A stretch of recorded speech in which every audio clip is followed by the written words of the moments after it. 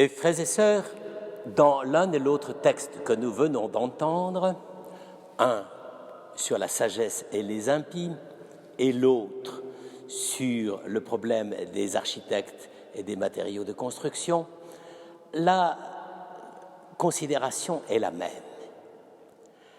Pour nous, aujourd'hui, la sagesse, c'est d'abord une certaine manière de gérer les situations. Effectivement, on dit d'un homme sage qu'il est capable d'avoir suffisamment de bon jugement pour savoir exactement à ce moment-là ce qu'il faut faire. Et donc, la sagesse est d'abord liée au présent. C'est dans le moment de la confrontation à une situation telle qu'elle est maintenant que nous découvrons que nous sommes sages ou pas. C'est peut-être pas toujours évident au premier degré, peut-être que de temps en temps nous nous croyons sages et nous faisons des bêtises, peut-être que dans d'autres cas nous croyons faire un acte de folie et en réalité c'est vraiment de la sagesse. Mais ça veut donc dire que la sagesse est liée au temps. Ça, c'est quand même très original, car dans le monde ancien, il faut savoir, la sagesse, c'était surtout arriver à une sorte d'état de béatitude et presque d'immobilité dans laquelle on avait acquis une telle stature, une telle réussite, qu'on était dans l'immobilité totale. Et d'ailleurs, c'est un peu ce qui a guidé très souvent les représentations du paradis. Les représentations de l'au-delà, c'est toujours un au-delà, si je puis dire, qui ressemble à un congélateur. C'est-à-dire, tout ce qui y est conservé est là, absolument immobile, ne bouge plus. Il suffit simplement que le congélateur maintienne toute chose à la bonne température. Or, précisément, dans les deux textes que nous voyons, la sagesse est liée au temps. D'abord, dans le texte du livre de la sagesse est liée au passé. De quoi s'agit-il? Il y a des gens qui ont fait n'importe quoi dans leur vie. Et le sage qui regarde cela dit, en réalité, ça n'a pas tenu. Ça s'est effrité, ça s'est effondré, et vous avez remarqué les très belles images qu'utilise l'auteur. Des images qui, à cette époque-là, préoccupaient beaucoup les physiciens.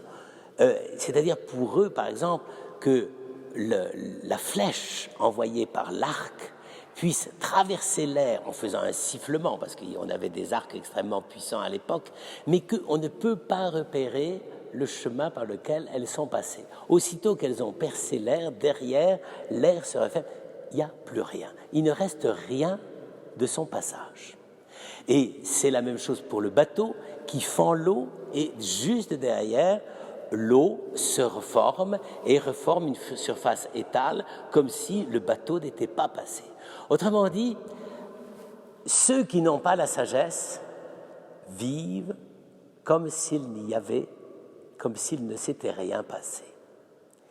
Vous voyez, c'est assez étrange, mais c'est quand même une réflexion assez importante parce que ça veut dire l'homme qui n'a pas la sagesse n'a pas la préoccupation d'une sorte de marque qui puisse s'ouvrir vers l'avenir. Il n'y a rien. Et dans l'histoire de la maison, n'est-ce pas, et de tous ces problèmes que Jésus évoque à la fin du chapitre 7 de Saint Matthieu, c'est la même chose.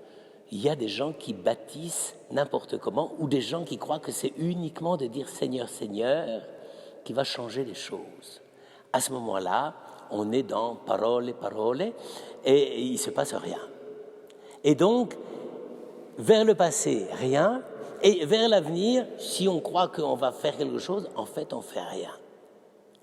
Alors, ça nous donne à réfléchir beaucoup sur notre propre manière d'être et sur la manière dont on a pu vivre ou dont on a pu bénéficier de la présence des autres.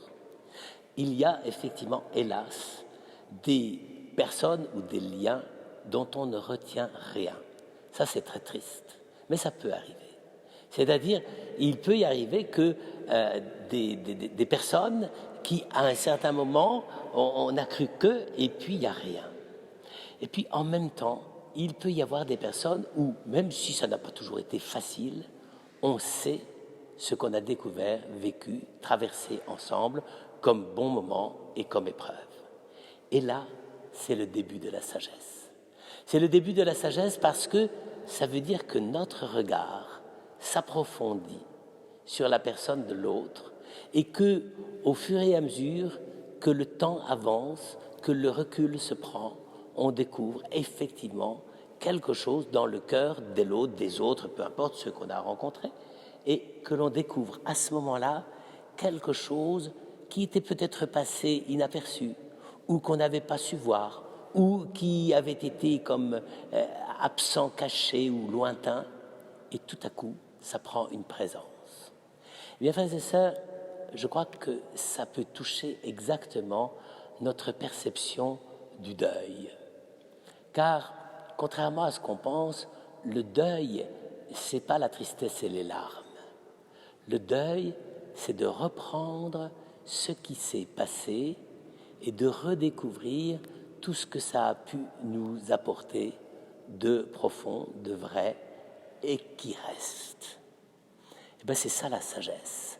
La sagesse, c'est ce regard qui peut comporter des moments difficiles, qui peut comporter des épreuves, il y en a pour tout le monde, mais qui en même temps est capable de deviner ou de déchiffrer au cœur même de tel et tel moment de la vie des richesses et des choses d'une profondeur telle qu'aujourd'hui encore, cela nous est précieux et que nous pouvons en vivre dans l'espérance et dans l'attente de la vie de Dieu.